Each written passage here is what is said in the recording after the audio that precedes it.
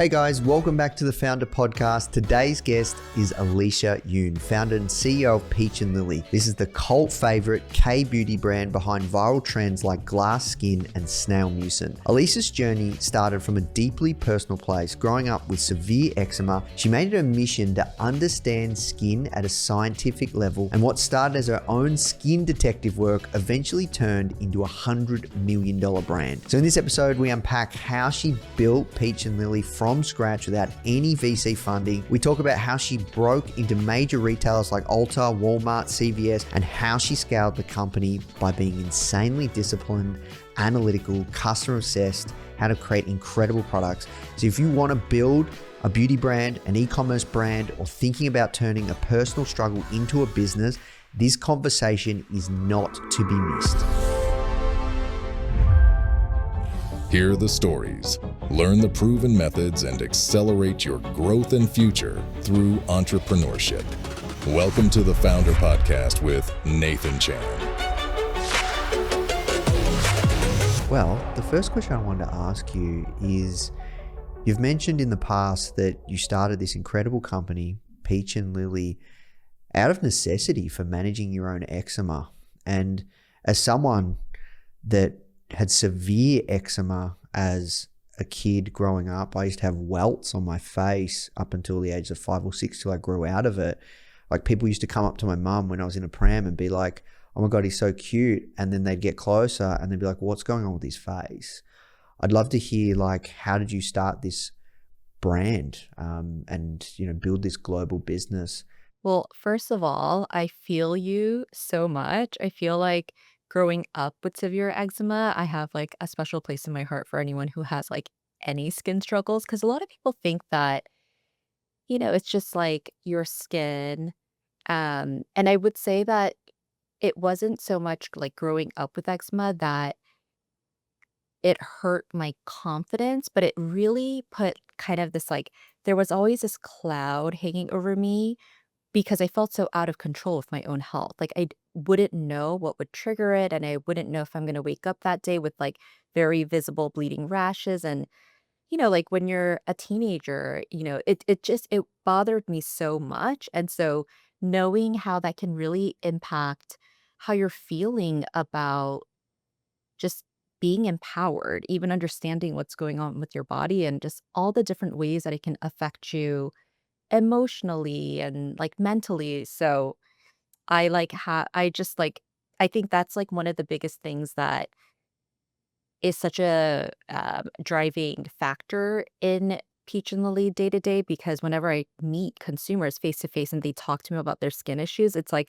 I just have that special place in my heart where I'm like, I get it. I know that frustration, etc.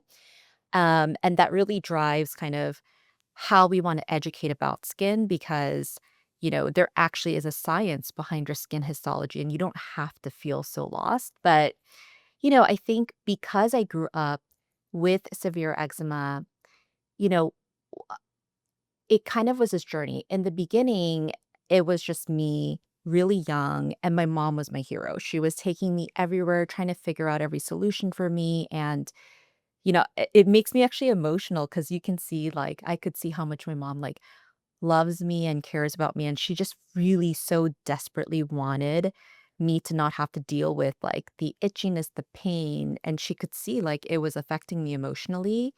So it went from that to, at one point, I was like, I don't want to deal with this anymore, where I'm just lost and confused. Skincare was guesswork and it was really frustrating, and I was like, I need to figure this out. So I enrolled in aesthetic school.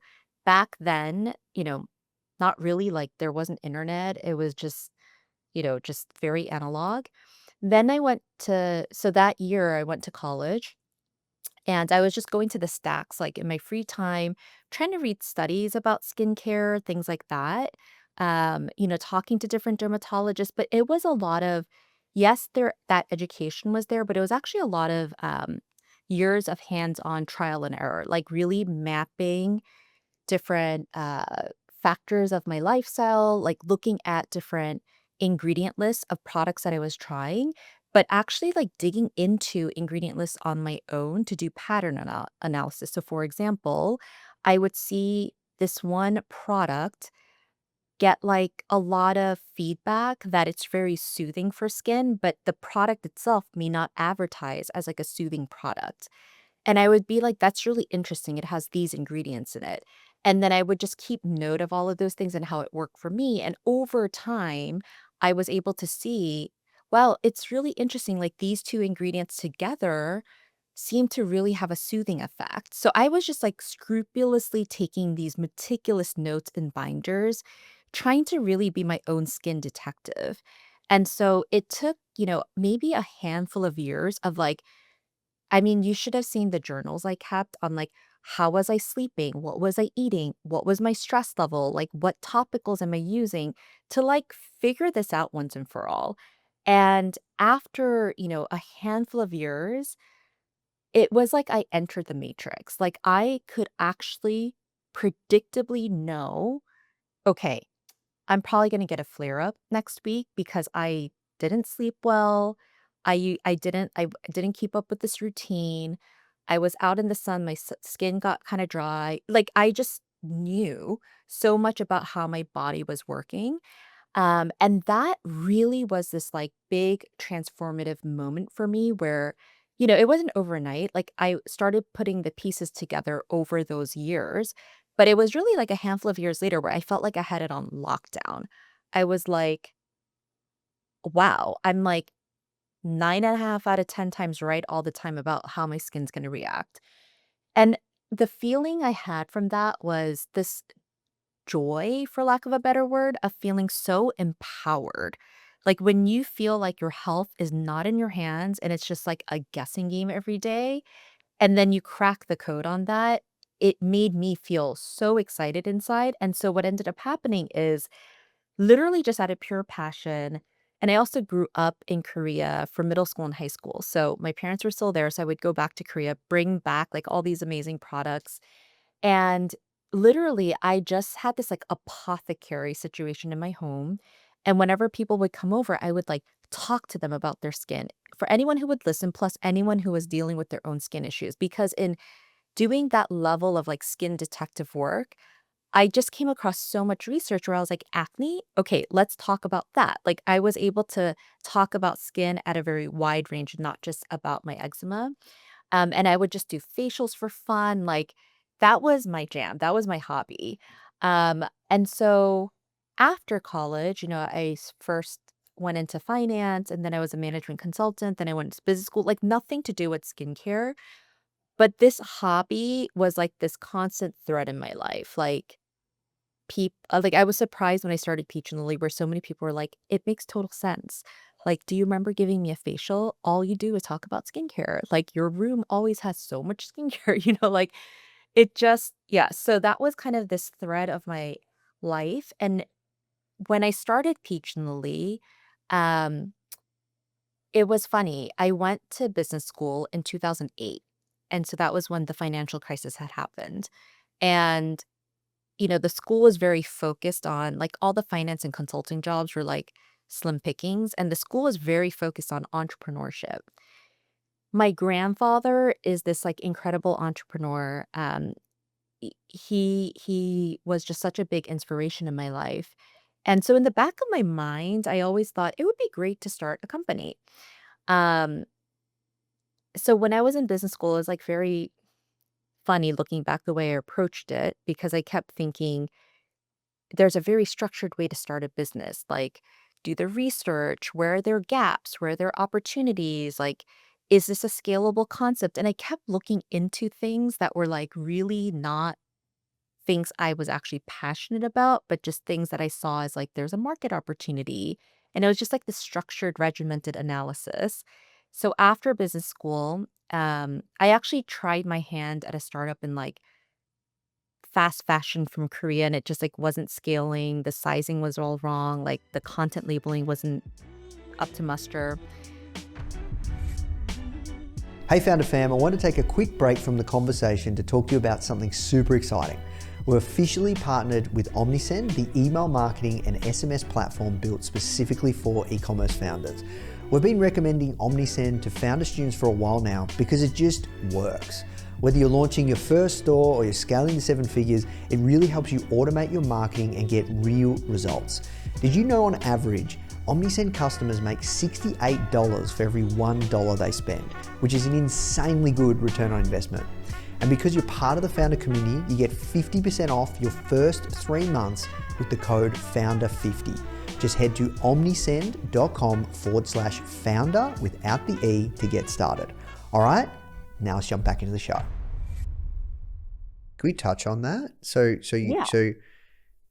how much did it cost to start this little brand? Like, and when exactly was that? Was that 2010 or like? Yeah, that was in 2009. So the second year of business school, they had this program where you can kind of do a startup and it's part of like this course. And there was just like a lot of support from the school on getting advice and lots of fun panels you could attend. So, and growing up in Korea, there's so much interesting fast fashion, and Gossip Girl was trending then.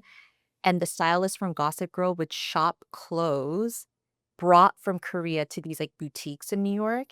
And I would like look at their outfits and I'm like, I know where they're getting that. And I can do it, like curate even more and do a showroom. So when I went back during one of the breaks, I just went around all these, like I contacted fashion designers who had run like Runway Korea, contacted street designers, like anywhere where I was like, I love those clothes. I just would contact them and then pitch them. I'm gonna have a showroom in the States. Like I didn't have much of a plan. I just thought, let's first test and see like if people like it.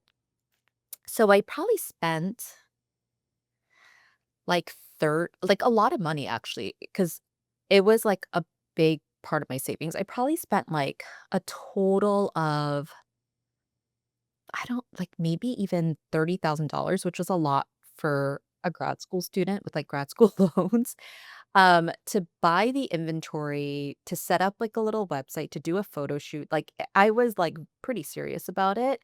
Um, and it was like very manual. Like I was hand printing and cutting all the tags, like putting it on, like going from Boston to New York to find a showroom, like getting the invites out, like personally emailing every single person in my contact base to be like, do you want to come to this? Like designing things, finding a photographer, a model. Like it was such a production, but it was fun. And I made some mistakes. Like, for example, it was like a credit card processing company. Let's like find the cheapest one. Bad idea. Like they were so sketchy and wouldn't like give me my money for like months. And except for Amex, that was like the one company they couldn't like withhold that money. I don't know how it works, but it was like I was like stalking the owners on Facebook. I was like, give me my money back. Like it was this whole thing. So that was like a big lesson for me. I was like, sometimes you get what you pay for. And if they're like so much cheaper than everyone else in the market, maybe there's a reason. um, so yeah, it was, I was able to, I would say probably break even on that. So, I felt good about that.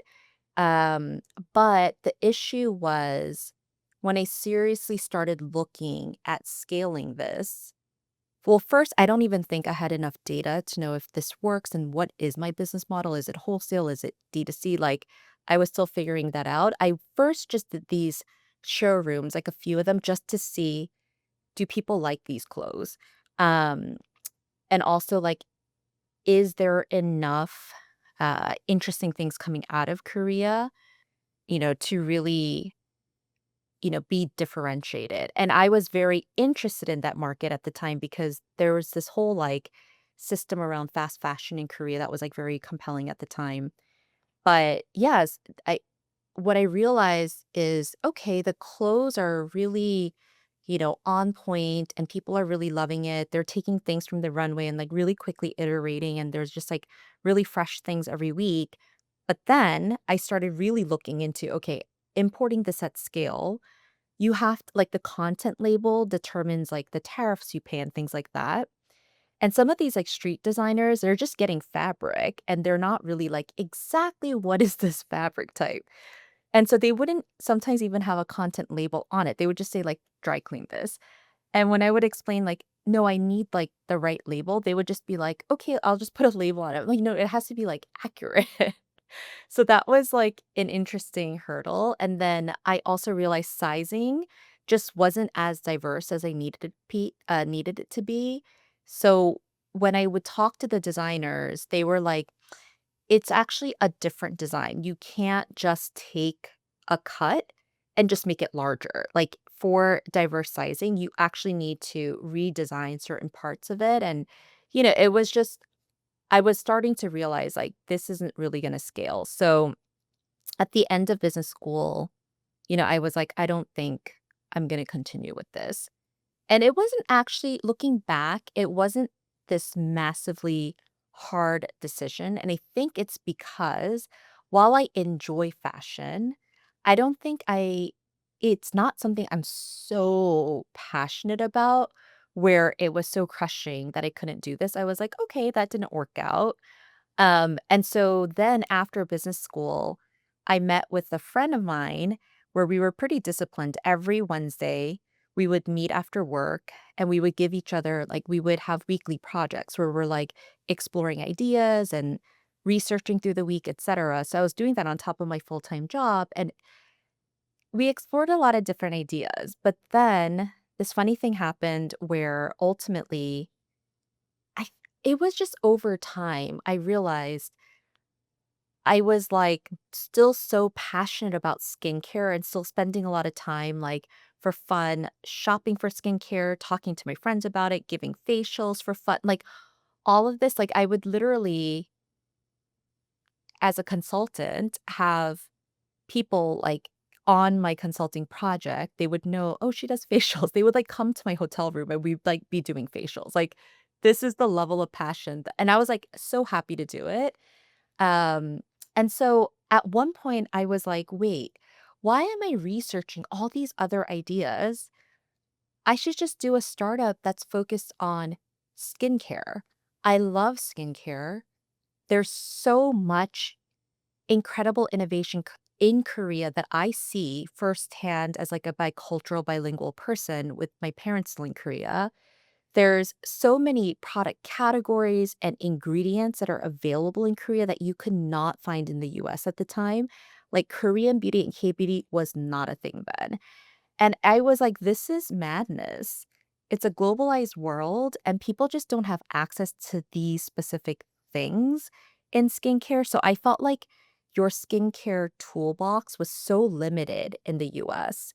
And as someone who like struggled so much with my skin, I just was like, this is just there's such an opportunity, and I felt like it was like a mission to make all these incredible innovations and solutions for people with problem skin more available in the US. So, it was this funny thing that happened where, like, literally it was like this idea that just settled into my head, and then I just couldn't stop thinking about it. I was like, I just need to bring these innovations to the US. I just need to make this more accessible. And for like 2 weeks, I was so excited and passionate about it, which never happened with like the fashion startup, that I just was like, with no plan, with less savings than I had wanted, I just went to HR and I was like, I just really want to start this company. I'll finish up this project, but I think this is just something I need to explore. And I was at BCG at the time and they made it like real. They're such a great company. And they were like, this sounds great. We hope it works out, but also if not, open door policy back, like best of luck. And they were like, yeah, if you just finish your project, that would be great. So that was it. Like I wrapped up my project a month later and then I just like dove right in. But like it didn't go as I planned because I didn't have like a business plan, a PowerPoint, like all that prep work I was doing for all these other ideas, like I hadn't done that for this. It was just purely this passion I couldn't get out of my head. And I was like, I'll figure it out. So that's how it all happened. Yeah, there you go. Okay, so you've mentioned that you've had $7 in your bank account at one point. You bootstrapped this business. You almost gave up. Talk me through, what was your first product? What was the line? Did you start with one hero product for Peach and Lily? How did you bring it to life? Talk me through manufacturers. And we have a lot we got to get through. Yeah. So the first iteration of the business was not our own product lines. We were curating third-party Korean beauty brands, and we were a destination, an e-commerce destination for Korean beauty brands. And then we were also distributing them to other retailers. Um, th- I knew introducing a whole new category to a whole new market, you can't compromise on your curation. So the best brands in Korea that I really wanted to work with, they all said no. They were like, you have no customer, you have no website, you just have a PowerPoint presentation. We are not working with you. I thought it would take a month to secure these Korean beauty brands to bring onto my platform. So I expected to be in Korea for a month. I was in Korea for 6 months.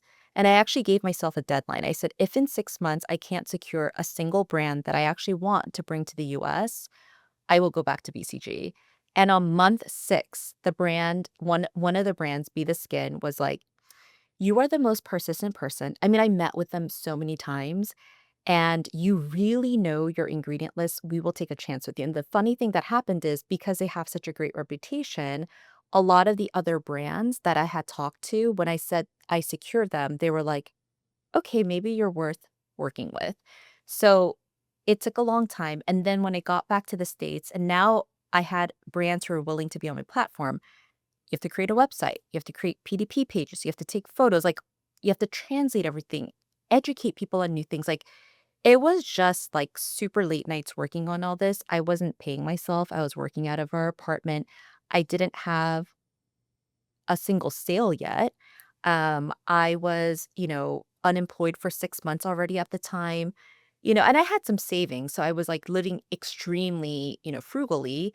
But then, the business starts. You start to put up your Shopify, you start to do your first sales, but everything is so much more expensive. Like, the lesson I learned about my credit card processing company, I guess that didn't really sink in, because I found this like very affordable developer to kind of customize a Shopify site. And he was like, ended up being very expensive because there were so many iterations. And, so just, I felt like my cash was just going, no matter how like much I was trying to manage it. So yeah, at one point, probably about a year into actually launching the Shopify site, and you know, everything costs money, right? Like, everything. I had to find a designer to do. I mean, I learned how to do a lot of this too, but also there just isn't enough hours in the day. I mean, yeah, at one point I had $7 to my name plus debt that I just like put on pause, and I was like, whoa. Like, I mean, I almost got evicted out of my home. I had to beg my landlord, I've been a good tenant for years. Like, I'm just trying to get this thing off the ground. I'm good for it. Like, it was rough. And I literally remember that moment. I canceled all my credit cards because I was also like, I can't rack up debt. I need to like live within my means. And I remember thinking I could buy like a $2 pizza, or like ride the subway, or like there were some trade-offs. And I remember making the decision, I will walk 40 blocks and I am going to drop off all of the New York packages. Like, I was hand delivering packages, and I will have my $2 pizza. And that's, I had like blisters on my feet. It was rough. It was rough. Yeah, there Um, you go. And so yeah. you started with a curated store, effectively, right? Yeah. Like a general store. How can you talk us through the cost of starting, right? Like how much did it cost to set up your general store? How many products did you have? So I would say the first 6 months, I probably spent about $40,000. Um, like, but that was the money that went into the business. But then, of course, there's just like living costs too. So there was just like rent and just food and all of that. And it was a pretty big shift where, I was not going to, I couldn't go to destination weddings. I couldn't eat out with my friends. Like all of those things were just completely on pause. I was living super bare bones. And I was actually very okay with it, again, because I felt just so passionate about it. But, you know, I think what really was encouraging is I realized that cash flow takes a minute to catch up. But what I really didn't want to do is take my eyes off signals that really help me read if there is a real business here or not. So, for example, if there isn't really demand, that's not a good sign because a lot of so I didn't take funding at that time. Even though in the beginning I kind of went through the motions of like meeting with VCs, et cetera, because I had the benefit of a lot of friends who were entrepreneurs coming out of HBS at the time. There was a little bit of this playbook of you have a great deck, you go to a VC, you can get pre-seed rounding. But I realized, wait a minute, I'm not building like a tech platform. I'm building a pretty meat and potatoes type business. And my earliest consumers should be the easiest to attract. And if I can't build a sustainable, profitable business, that's not a real business. I'm basically buying, or in this case now making things and selling it. And that needs to self-sustain. And, if you need to spend more than you're earning to build that, like it just didn't make sense for me. And I remember so many times in the first few years where I was like, was that just like the biggest mistake to not take funding or not even pursue it? Because it was hard times. But I think my intuition, I kept thinking, it doesn't make any sense for my business. You become path dependent. And so it made me, a few things happen from that. Number one, it forces you to really look at how your business is run, like really focus on cash flow, and not like vanity metrics. And it also forces you to get really real with yourself so fast to say, the minute it seems like the demand signals aren't there, because your earliest consumers are going to be your most ardent consumers if you're like targeting them the right way. So it can actually seem like green flags all around. But then when you're trying to grow each step of the way, if it just gets like so hard and at a certain point, you're like, my addressable market seems really small. Nobody else is like that interested. Like I kept just thinking that. I kept thinking like, if I just like get to a place where it just becomes so expensive to acquire them because you're just like the demand signals aren't there, I just need to acknowledge that and say this is going to be a small business and that's okay, but I have to look at it for what it is. It kind of kept me very, very really, like just truly focused on being honest with myself on like what those signals are. The second thing it really forced me to do is to get really analytical really quickly. Like I had this mantra where I was like, you just have to get smarter every month. And understanding what marketing tactics actually work or not, it's hard because you can conflate a lot of variables and it's hard to measure like top of funnel. Like it's hard, but it really forced me, and the DNA still is in our company today, to get like I had this Excel sheet where I was literally just plotting out like this is the growth lever. These are all the variables that kind of were in play that month, like, and really trying to isolate and A/B test like the heck out of everything. And it actually kind of is a similar approach that I took to like understanding my own skin. It was like logging everything, trying to look and isolate everything and see what's working. And when you see something clearly working, like then double down on that. And of course, at a certain point, you tap out and that's not a scalable lever anymore. So you then find the next efficient one. So it forced me to have like an extremely data driven company and not just be like, yeah, like, I think that generally worked because we were so tight on cash. Um, and then it also just forces you to be incredibly scrappy. which I think was such a blessing because you just get to know every part of your business like inside out because you're not outsourcing much at all because you're kind of just doing it all because you can't afford to have a ton of people around.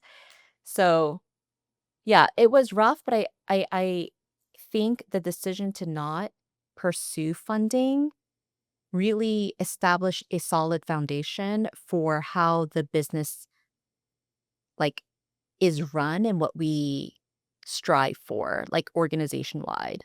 And it's like still the case today. So talk me through, you said you shared that you got quite analytical and it really forced you because you were bootstrapping, you were scrappy.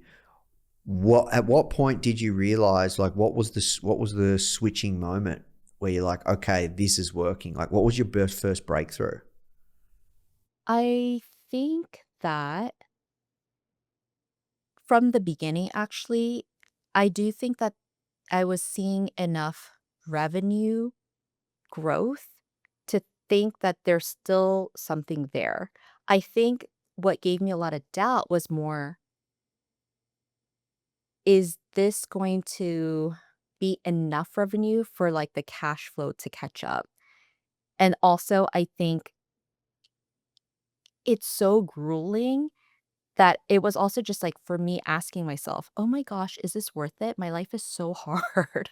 Like, it was just also just asking myself like these deeper questions like, you have to get through this phase for it to get better. But like, oh my gosh, this is much harder than I ever anticipated. Like, the level of existential stress, just like really unrelenting. And then you're also physically so tired because I couldn't figure out balance. Like, I mean, I was working, burning like the midnight oil every night, including weekends. Like, so, but interestingly, what kept me going was in the very beginning, I had set up a landing page where it was like put in your email and maybe you'll like win a giveaway.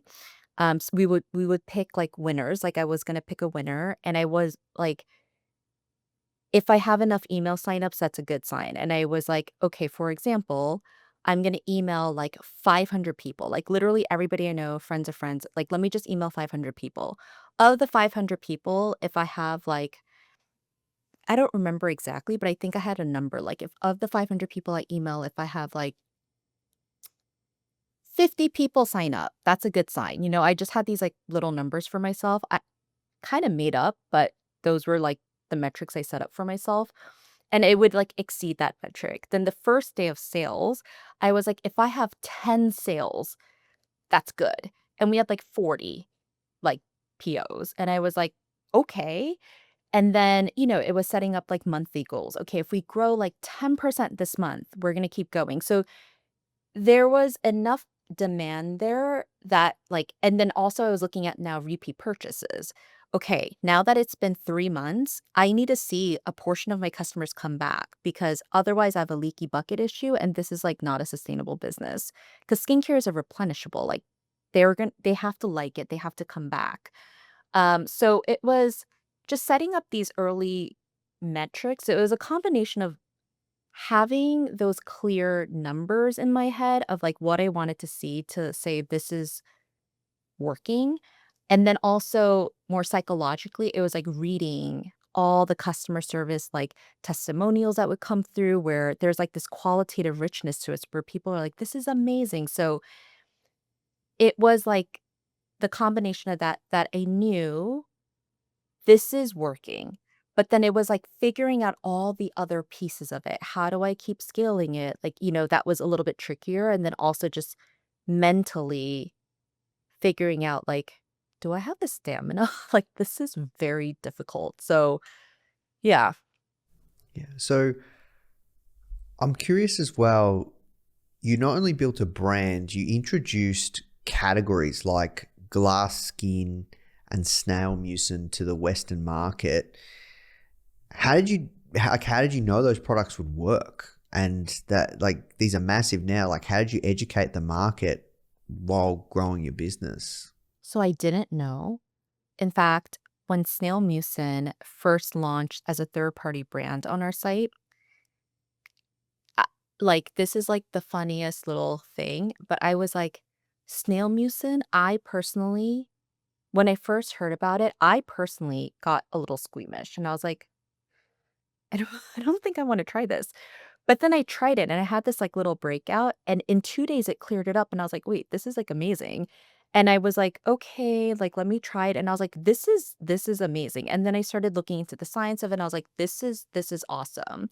So then when I curated it for the site, I was very nervous that it would have this cast this, like, weird shadow on all of our other curation of, like, just their site is so weird and squeamish, and so I launched it in the most low-key way. Usually, when we have a new curation, the email goes out, whatever, all the 360 that we could afford to do.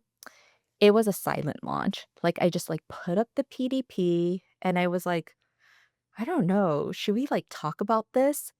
Somehow people found it, and it became, like, this really, like, top 2 SKU, like, within 5 days of, like, 0 awareness around it, and I was like, "Oh, okay." So then we started marketing it, and then it just became, like, really popular. So, yeah, I didn't know, and I think that's also the interesting thing is when we started off at the as this curated site with so many different SKUs, there were also just, like, a lot of, insights around innovation that we were able to gather, so that was also, like, really valuable. And then glass skin, so we had been in R&D with our own product line for years before launching it in 2018. So, started the company in 2012, went into R&D a couple years later, and the passion there was really I had started the company when I was 30, and that was, like, the same time frame where I started looking for very potent products so that I could prevent accelerated signs of aging, and a lot of those ingredients are very irritating on sensitive skin. And I couldn't find anything in the market that could powerfully transform my skin while not irritating my skin. So, a couple years later, after getting to really know the scene in Korea, including manufacturers and labs and top chemists, because in the curation process, it's not just blindly taking the word of a brand being like, we're great. I was vetting everything. I was talking to chemists and suppliers and ingredient researchers, and so in getting to know them, I really wanted to start a brand that would meet the needs for people who want the best of both worlds, potency and gentleness. So that took years of innovation, because a lot of it, like some of the things are patent pending, like some things just are not able, like so many people say you can't have a retinoid product that sensitive skin can use. And we were able to actually create that after like years of development. It's patent pending. It's the only retinaldehyde product that also has a National Eczema Association seal on it. So in the background, all this R&D was happening. And one of the first product we launched under our, Peach and Lily as our Peach and Lily brand was the glass skin refining serum. And I didn't know that name would resonate. I was nervous. For me, it was a very like I love that name because as someone who struggled so much with skin, people often think skin, you know, s- healthy skin means it looks really perfect on the outside, whatever that means. And actually, it's not the case. So, for example, you could have breakouts, you could have dark spots, and you can even have eczema like myself. But if you're really focused on your skin health from within, keeping it really well nourished and hydrated and calm with antioxidants, even if you have breakouts, there's this healthiness from within that radiates from your skin. And to me, that looks like glass skin. There's this like luminosity and smoothness and clarity. On the other hand, you can have none of those, you don't get breakouts, etc. But if you're just like not hydrated, Sarah, there's this like dullness to your skin, and I, as an esthetician, I'm like, this person has healthier skin, even if, yeah, they have breakouts. So glass skin was the embodiment of really capturing what it means to have healthy skin from the inside out. And the serum formula came first before the name. And I wanted to create this universal serum that made skincare easy because the philosophy that I have on skin is so many people who I talk to, they're like, I have dark spots. What do I do for it? I have breakouts. What do I do for it? And it's so tempting to just jump to like the treatment, but it's kind of like nutrition. You can't just like have supplements. You need like your baseline routine to be right. But skincare is confusing. Nutrition can be confusing. So wanted to create the serum that universally gets your skin to like baseline health. And so it looks and feels healthy. And then you add in your treatment. So I was like really thinking like, what should we call it, etc. And the glass skin refining serum, I was very nervous because I was like, I think people might think your skin turns like to glass, literally, and it's fragile. And I was like, I don't know if this is going to resonate. And so I didn't know. But when we launched that serum, it was the first serum we launched as a pre-sale. Like it wasn't with any other products. And we launched it in this like very fun way where, again, we didn't have like a big marketing budget and it was just like texture images, the name, and just a description. And it was on pre-sale. Like, you could order it and it would be shipped out to you like literally a month and a half later. And we sold out in the pre-sale.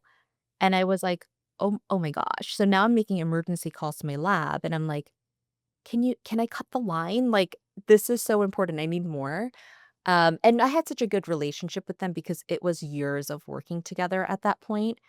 And then, yeah. And then when we officially launched past the pre-sale, it just kept selling out. And then the term just took off everywhere. It took on its own life form that at a certain point, people were like, just asking me like, oh, like, where does glass skin come from? And but so many people were asking about like, what is glass skin? How do you get glass skin? So I actually ended up writing this ebook about what is glass skin? How do you get it? Just to like really educate on what that term means, what we mean by it. How do you achieve that? And it was just complimentary. Like you sign up for our email and we would just like send it over. So yeah, it was like the wildest thing to see. And yeah, no, I did not. It was not some like mastermind architected thing.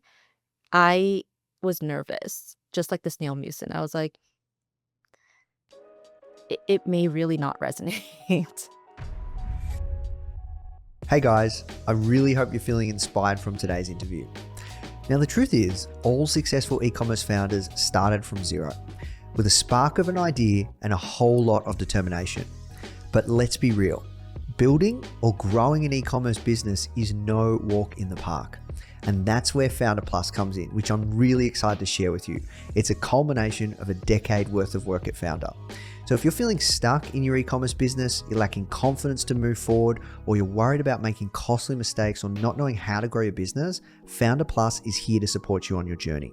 You get access to a customized learning pathway with proven frameworks from successful e-commerce founders for fast results, incredible programs, a supportive community, weekly live mentorship, exclusive savings on startup tools, and 24/7 real human support. Try Foundr Plus today for just $1 for 7 days so you can accelerate your business goals. Visit foundr.com/start $trial or click the link in the description to claim your trial. All right, now let's jump back in the show. Yeah, and that's the thing, right? Like, I look back and think of, we do a lot in the education space as well with Foundr, and we help people start and grow e-commerce brands. And we ran like our own little internal build a business competition. I don't know if remember Shopify used to have that. We ran one for Foundr, and we had two students. They grew their brand from like $0 to $500,000 in like 3 or 4 months. So they did like $500,000 in like 3 or 4 months. And the way that they did it was, before they went into the competition, they had like a general store. Similar concept to how you started, right? And then they they tested many different products. So they chose a niche or a category, actually funnily enough was beauty. And then they had this general store, and they could see from the data that magnetic eyelashes at the time were really hot. And so by the time they came into the competition, they were already running. Like, they knew, bang, we're going to do magnetic eyelashes from scratch. We're going to win this competition. We flew them out.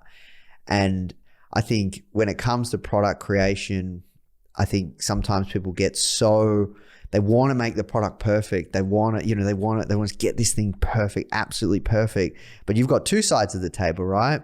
You did your own internal R&D product, which took you years to create. But then at the same time, you've launched other products where you've seen through your marketplace effectively what is working, what is not, and then you can go out and start to double down. So for people that are looking to create their own, category king product or queen product like you did, what advice would you give? Yeah, I would say that, obviously the benefit of having insights around innovation from your own data might not always be available, but doing as much market research as possible, but like in a very nitty-gritty way. So if there are bestsellers on Amazon, literally reading through every last review on why it's a bestseller, because sometimes, however it's described on the product images, the reviews are like liking it for like totally different reasons. So just having as much market data as possible. But I think what's also really important is having like a very authentic point of view on why this particular product you want to develop is differentiated. Why is it something that is not like a Me Too product on what's already in the market, but what about it is truly a value proposition? Um, so even the products that we curated, we would never curate it unless we did a focus group test. And the focus group test was a very balanced scorecard that people had to fill out. And it was everything from, does it deliver the benefits that it says it will? Is it actually irritating to use it? Is it confusing? Is it sincerely delightful? We had this like scorecard, and you actually need to hit a hurdle across all of it in order to really be curated onto our site. And then even when we're creating our own products, we do this like extensive research. And now we don't have those third-party brands anymore. So we're not relying on those innovation insights at this point, but really, really thinking about what is the solution that we're trying to solve. And I think it's so tempting to be like, well, that's a bestseller. That brand is doing that. That's trending. And you just like try to hop on all those things. But I think for us, it really works when we think about what is the solution that people really, really, really need, and getting so deep on the specificity of like what the actual problem is. So for example, it's not enough to say, okay, people have oily skin, they want a solution for that. It's more like people have oily skin and they have very sensitive skin. They may not always be breaking out, but they might be experiencing fungal acne, for example. Like getting very specific about the unmet, so there are just unmet problems. And then really thinking about what's the right solution for that. And I think it's important to still keep an eye out on the market so you understand how to then position it, and maybe even, just how to market it. But the core of the innovation and the core of the formula doesn't, for us, what's really worked is it's not born out of trends. It's and what's working and what's popular. It's born out of a really differentiated point of view on a solution that's not already out there. But the market analysis is layered on top on how to then talk about it later. Yeah, I think you nailed it. And this is a common thread I see amongst so many successful e-commerce founders that we speak to. They get the insights right, and they spend just ridiculous amounts of time. And it's boring, it's not fun, but it's like thousands of surveys, thousands of conversations just to get the product absolutely dialed. So I think you nailed it. Okay, so I want to switch gears. I want to talk about retail. So you guys have really kind of expanded quite successfully to major retailers like Ulta, Walmart, CVS without diluting your brand. What have you done differently that perhaps other brands struggle with mass expansion? So we have this mantra in the business where we say, go an inch wide and a mile deep. So how that translates is when you're working with a brick and mortar retailer, it can be very tempting to just say, more shelf space is the golden goal. Just try to secure as much of space as you can, and that's how you grow. The problem with that is that one, you have to develop all these products to fill that space, and you may not think that all those products are even needed or it rushes your innovation cycle, etc.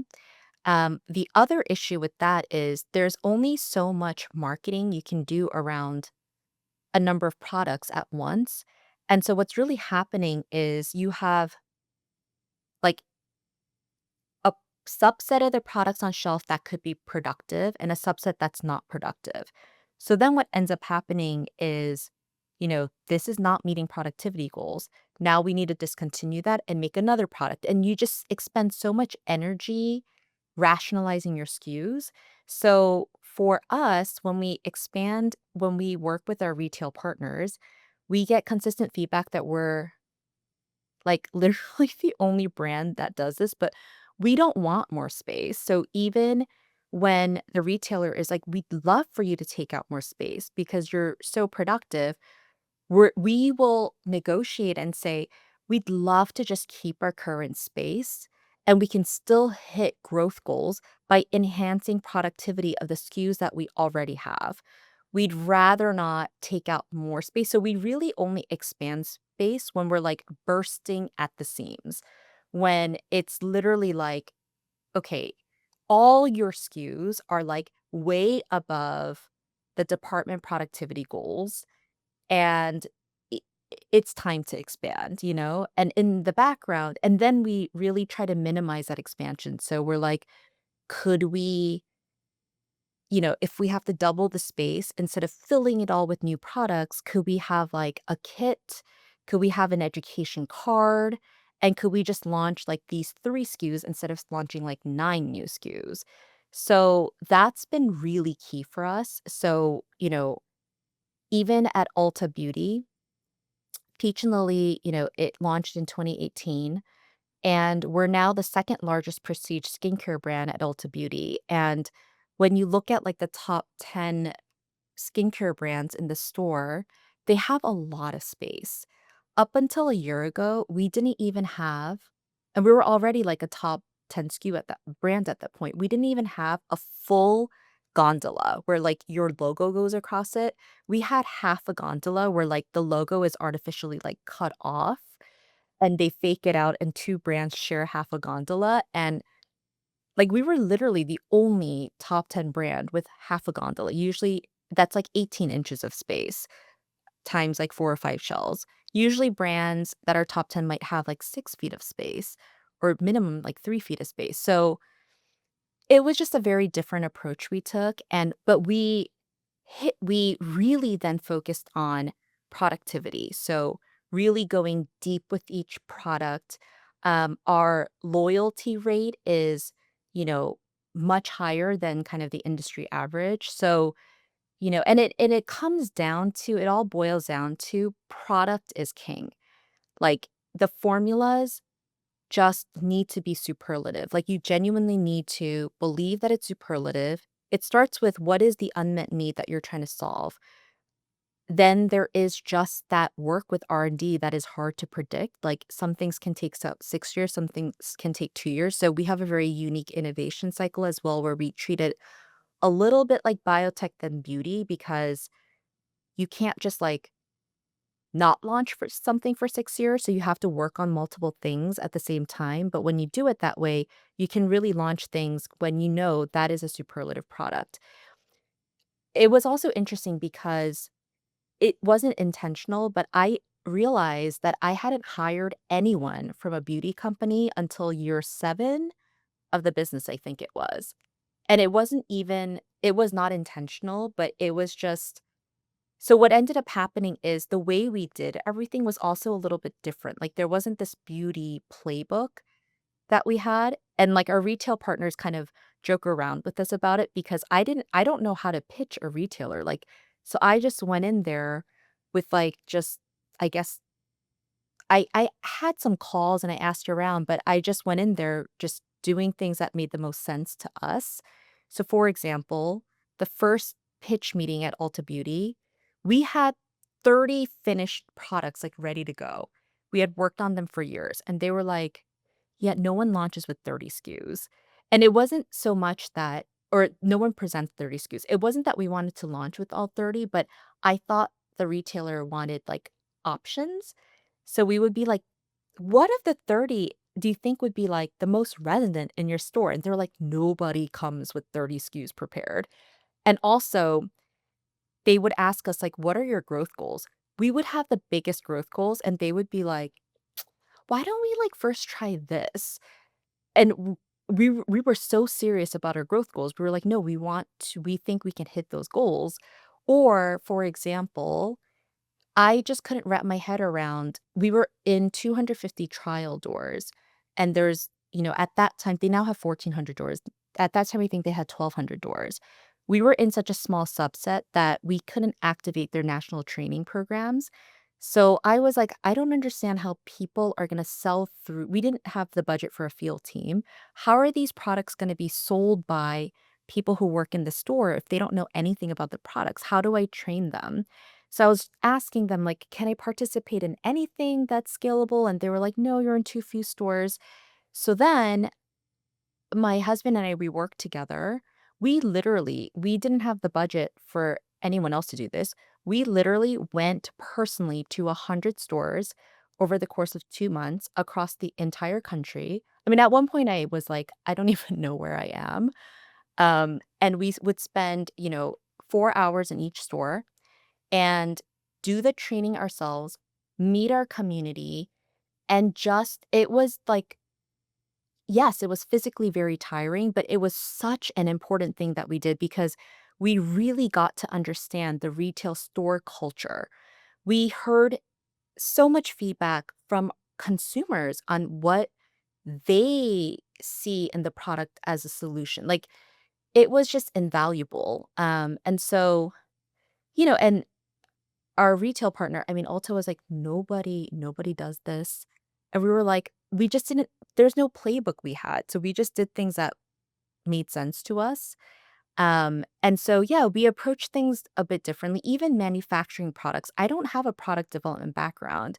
I didn't hire product developers. So I would just have these conversations with labs where they're like, you're asking for terms that like nobody asked for. I'm like, I know, but like, I need you to work with me in this way. Otherwise, like, this is going to be hard for it to like happen. Like, innovation doesn't have like a timeline.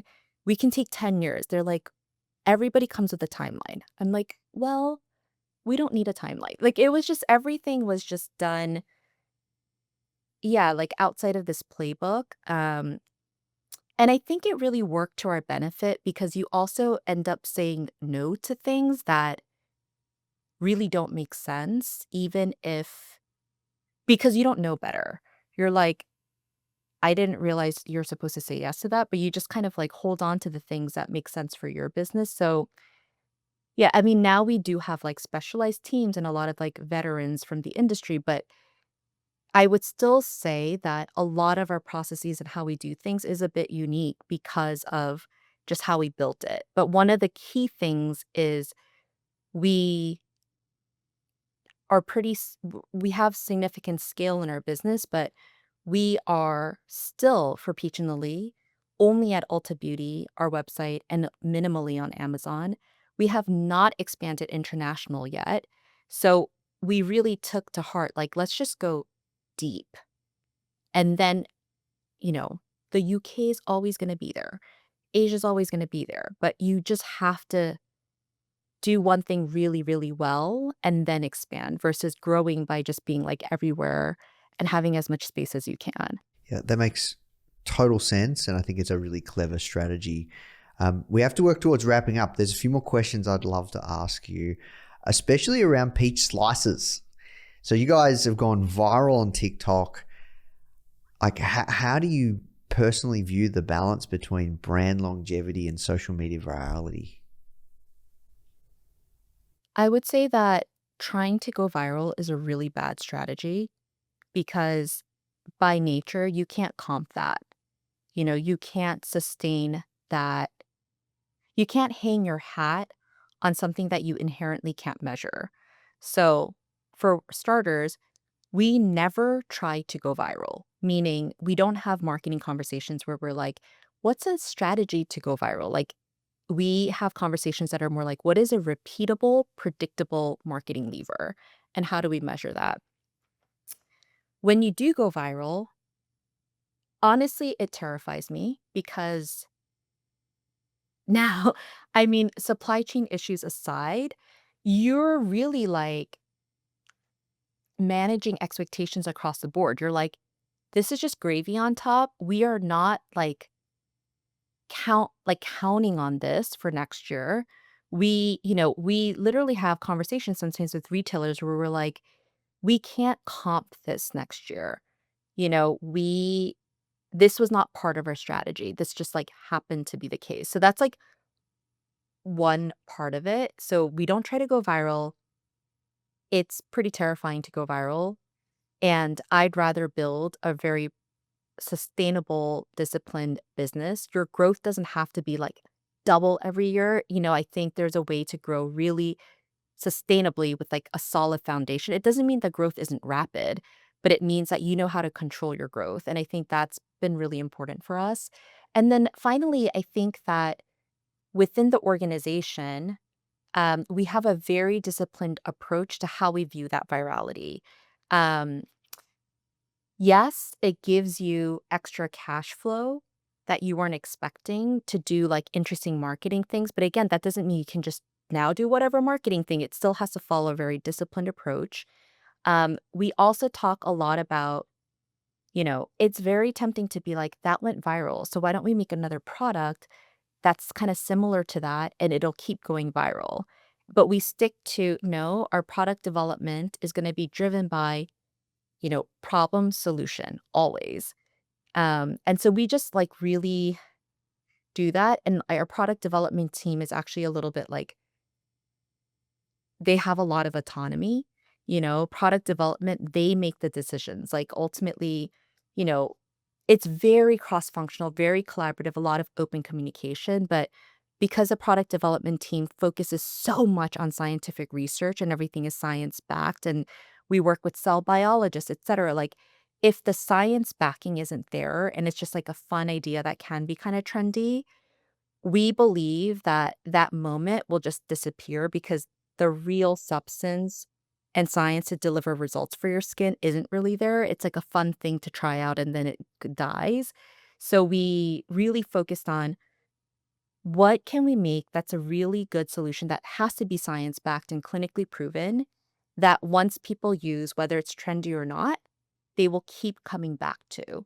And so our launches are never like, and we actually are proud of this. We never have launches that are like super spiky because it was just such a big, loud, buzzy launch. And then the sales come down and it just kind of fizzles. Most of our products are like a decent launch, but it just keeps growing. Like the sales on that SKU just keeps growing over time because so many people come back to it. So it really is a snowball that gets bigger and bigger. And so yeah, that's how we think about virality. I always tell everyone, I'm like, going viral is not a good thing, guys. Like, that's not our goal. Yeah, it's for many founders listening to this, they would be quite surprised by that. So look, we have to work towards wrapping up, Alicia. You've shared a lot of gold, a lot of depth, so thank you. Couple of last questions. One, across your 11-year journey, can you talk us through kind of as a founder, how big is this business? What can you share from metrics, financials? What can you share? Yeah, so it's now been 13 years, which I can't even believe. Call it $100 million business. And it's just, it's growing rapidly. We are, what's also been exciting is that we love that even when, there are industry downturns, we've been able to maintain sustainable growth. And I think it comes back down to that disciplined approach we take. Um, it also helps the category is a bit more resilient. Um, but I also think it really is a testament to number one, product, product, product. Like the amount of effort and research and zero compromises that go into a product. I mean, it's like this running joke. We work with top tier labs and they're like, you are the most difficult partner we have by a long shot. But then they love us because the business continues to grow with them. But the level of fine tuning and iteration on the product is just beyond. But I think the ability to grow in this like very sustained way through different macro environmental factors, et cetera, is that we don't relent on product quality. Um, and then I think the second is we really haven't wavered from our very disciplined approach that we take to marketing. And those two things together have been powerful. And I think it's tempting to chase trends on both fronts because especially now with like social media, you get real FOMO because you're looking at all these other businesses doing cool things and cool ideas and you can test something, but if that's not working for your business, it doesn't work for your business. And, maybe it's unsexy, but you stick with the marketing levers that work for your business. And some of them are cool, some of them are not. But, it can be very, cause a lot of like comparison and just like they see, but I always say like, you never know what that did for them. So we're going to look at our data and we're going to see the marketing levers that make sense for us, that are on brand for us, that help our community, but also that work for us. And our marketing team, is great about that. So, but it's also with social media, we have like very colorful Slack chat rooms where people are like, "Did you see this? Did you see that?" And it can be like overwhelming because you can also be like, "Are we not doing enough? Should we try that too?" But I always say, be aware of what's going on, but we stay in our lane, we focus on what works, and, that's been, a good formula for us. Yeah, and it's easy to compare, and look at other businesses and you don't even know what's going on behind the scenes. Oftentimes, it might like things are going well, but they're not. Exactly, like, there's a lot of things that, you know, make a business, I think, appear a lot bigger or, like, more profitable or more successful, but you just really don't know, so I think you can take inspiration and see if there's anything that you might want to test into, but and our team is really good about that, but it's also just human nature. I get it to be like, wait a minute. Yeah, 100%. Well, look, one last question, Alicia, then we'll wrap. What is your final words of wisdom, parting advice for early stage D2C, early stage e-com founders looking to build an incredible brand, incredible company, just like you have over this past decade? So this one is like a little bit more general, and then there's like a couple tactical things. I would say that not giving up and just like grinding it out and sticking it out is one of the biggest ways to succeed because I do think that there are very few decisions in a business that is like a fatal decision. There are always you make decisions that are tend to be incremental. I think, for example, like when we're deciding like, should we try this marketing initiative? We weren't taking our entire bank account and trying it, right? So even if it didn't work out, it's like incrementally a loss, not like a devastating loss. So I think that even when those incremental things just kind of don't work out, you just get smarter from it and you just figure it out and you just like don't give up. And then eventually you'll get to a place where you're like, okay, this is working, this is not. So I don't know, maybe it's because I've been at it for a long time, but I really do think like just not giving up, and there are a lot of moments where I was like, yikes, that was not the right decision. But you just keep going. And then, things just, the graph is not going to look like this the whole time. When you take a step back, I think it can look like that, but there's a lot of noise in between, and in those noises, I think it's important to just like not give up as long as those signals are there. If the signals aren't there and there really isn't any demand, that's time to pivot. But as long as the signals are there and it's just more like, oh, that was not a good decision. Ooh, that was like a pretty moderately sized bad decision. Like you just still keep going. And then I think tactically, I would say it's so important to stay incredibly close to your consumer. I think those insights that are incredibly nuanced, it's your competitive edge. So, you know, going to those 100 stores and hearing from consumers, knowing what it's like to try to make a sale to a consumer, you know, that's so important. And even today, I will go into Zendesk and read like consumer emails to our customer service team, like, go into our DMs, like just staying so close to your consumer is incredibly important.